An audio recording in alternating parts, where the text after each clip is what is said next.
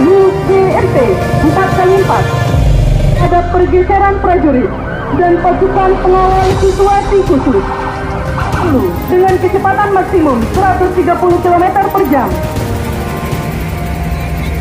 Pada hari ini tanggal 5 Oktober 2022 TNI memperingati hari ulang tahun yang ke-77. Jadi arahan dari pimpinan bahwa tema kita cukup simpel, TNI adalah kita. Artinya pimpinan menginginkan bahwa keberadaan kita nggak diminta, suka dan duka, semuanya harus bisa bermanfaat buat masyarakat. Dan beberapa survei dan sampai yang juga saja bahwa kita di atas 92%. Artinya ini sebenarnya suatu beban yang berat untuk kita.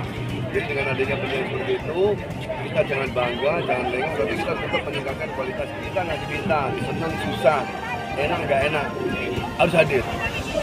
Dan TNI selalu mengemas apapun ceritanya itu dengan masyarakat. Kita ada mengenal peta healing. Salah satunya dengan masyarakat, pusat daerah, wartawan, media, dengan institusi terkait harus sama-sama. Karena negara ini milik kita bersama.